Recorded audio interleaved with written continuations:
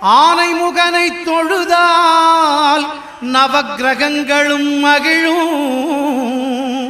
நல்லதே நடக்கும், நல்லதே நடக்கும்.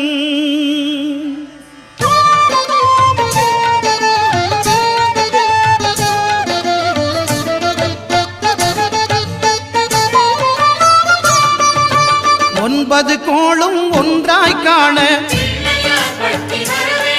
அங்கு கற்பகம் என்னும் கடவுளின் மெய்யில் ஒன்பது கோளும் ஒன்றாய் காண அங்கு கற்பகம் என்னும் கடவுளின் மெய்யில்